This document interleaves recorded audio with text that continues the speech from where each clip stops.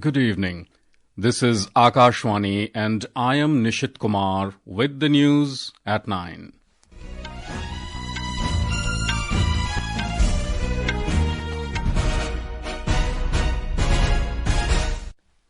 The headlines. Around 2 crore 89 lakh voters excluded in draft electoral roll in Uttar Pradesh after special intensive revision.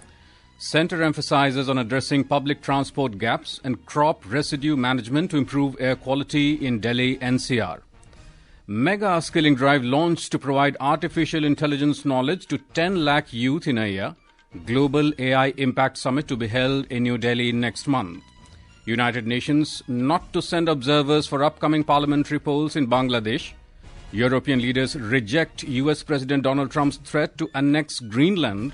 And in squash, Anahat Singh enters maiden women's under-19 final at British Junior Open in Birmingham. And now the news in detail.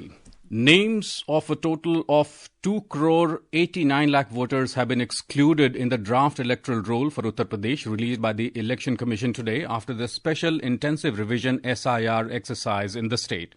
Addressing a press conference in Lucknow, Uttar Pradesh Chief Electoral Officer Navdeep Rinwa said, out of over 15 crore 44 lakh voters, the names of more than 12 crore 55 lakh people have been retained in the draft electoral roll. He said the poll panel did not receive the signed forms of 2 crore 89 lakh voters, which is 18.70% of people in the existing voter list. Of these, 2.17 crore have moved and names of 25 lakh 47,000 were registered in more than one place. तो जो बचे जिनके sign करके नहीं आए वो 18.70% है. We didn't receive the signed forms of 18.7% voters. One of the reasons is that during the field verification, the BLO received information that some voters have passed away. The number of such voters was 46.23 lakh, which is 2.99% of the electoral roll as of 27 October last year. 27 अक्टूबर 2025 की मतदाता सूची का 2.99% है. We have more from our correspondent. Chief Electoral Officer of State Mr. Navdeep Rinwa informed that the period for receiving claims and objections has been set from January 6 to February 6, 2026. During the notice phase, that is from today to 27th February 2026, the decision on the claims and objections will be resolved. The final publication of the electoral roll of Uttar Pradesh will be done on March 6, 2026. BLO's ECI Net mobile app, ceouttarpradesh.nic.in or voters.eci.gov.in can be used to check names in the voter list. Form 6 will be used for new voters, Form 6K for foreign residents, Form 7 for name deletion or objection, and Form 8 for correction and replacement. The application forms can be obtained and submitted from the voter registration centers, BLOs, Tehsil and at ceouttarpradesh.nic.in or can be applied online through the internet, mobile app and voters.eci.gov.in. Sushil Chandra Tiwari, Akashwani News, Lucknow. Still with SIR, the poll panel has issued strict instruction to West Bengal election authorities that all notices related to alleged data inconsistencies or logical discrepancies detected in the draft electoral rolls of the state during the ongoing SIR must be downloaded immediately and delivered to the concerned voters within the next 4 to 5 days. Following the directive, the Office of the Chief Electoral Officer of West Bengal has directed all district electoral officers that starting today, a detailed report must be submitted daily on how many logical discrepancy notices were served in each assembly constituency. During the SIR exercise in the state, about 1.36 crore voters' names initially appeared in the list of data inconsistencies. However, after subsequent verification and corrections, that number has decreased to around 94.49 lakhs. Environment, Forest and Climate Change Minister Bhupendra Yadav today chaired a high-level meeting to undertake a detailed review of action plans of Rajasthan and Punjab governments for tackling air pollution in Delhi-NCR. This was the 5th meeting in the series of such reviews. During the meeting, the minister stressed on addressing public transport gaps and crop residue management to improve air quality in Delhi-NCR. He said from this month, a review of action plans will be held every month at the ministerial level. Reviewing Rajasthan's detailed action plan, Mr. Yadav highlighted that public transport gaps need to be addressed in Alwar, Bhiwadi, Nimbrana and Bharatpur. He said electric buses must be procured on priority with a timeline-wise proposal to be submitted.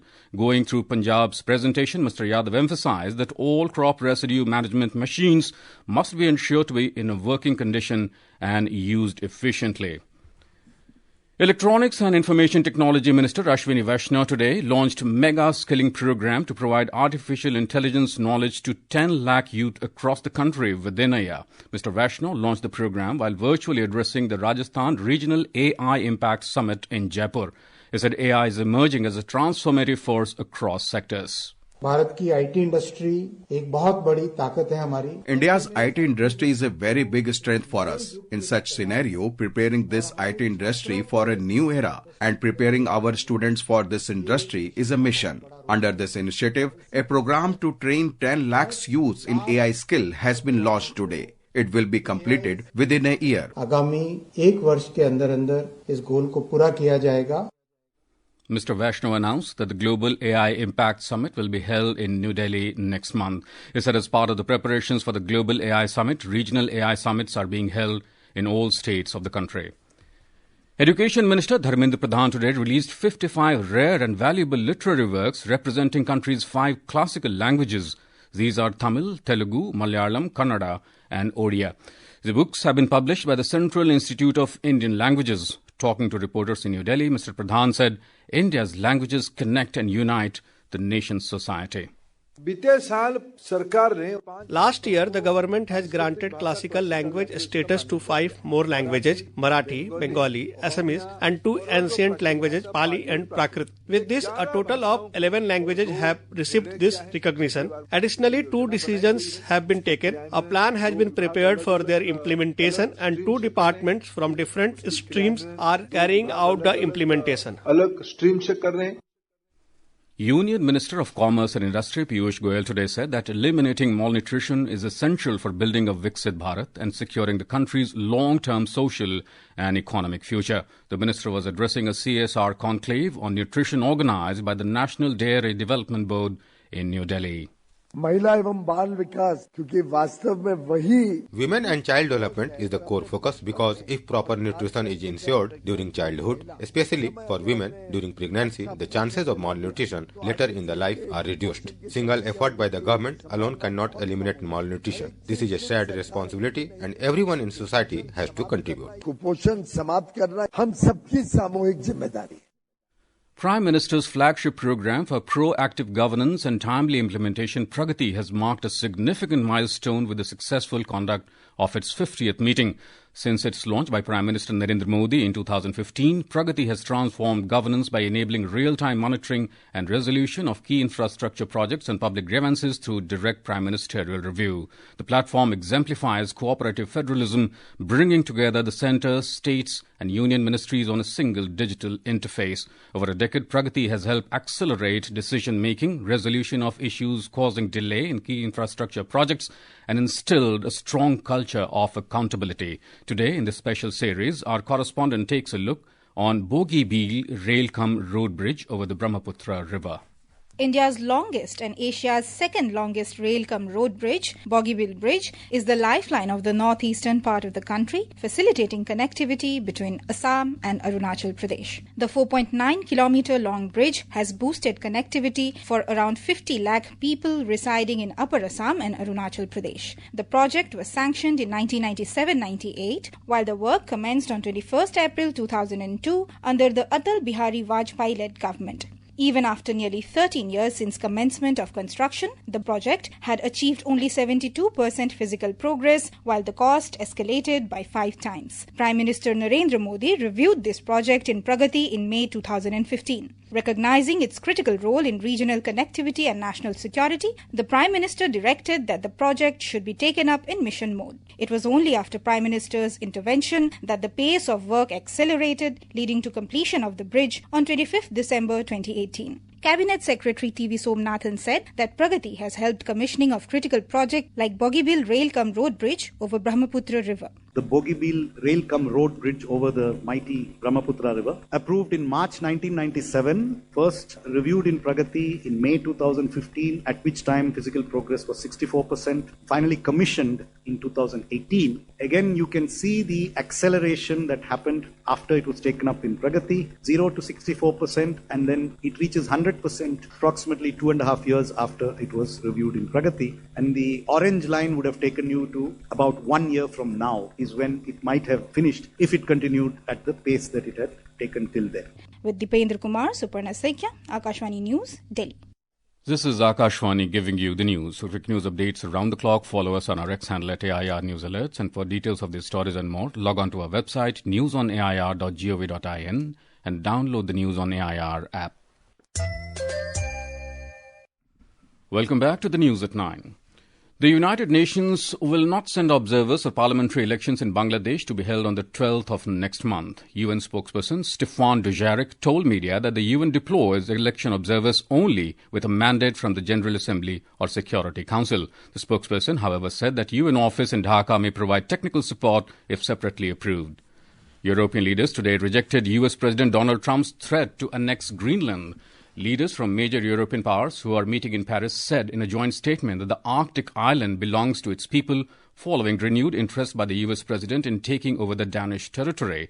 The joint statement was issued by leaders of France, Britain, Germany, Italy, Poland, Spain and Denmark. Meanwhile, the European leaders, who are Ukraine's allies, meeting in the French capital today to agree that the security guarantees must include binding commitments to support Kyiv in the case of a future armed attack by Russia.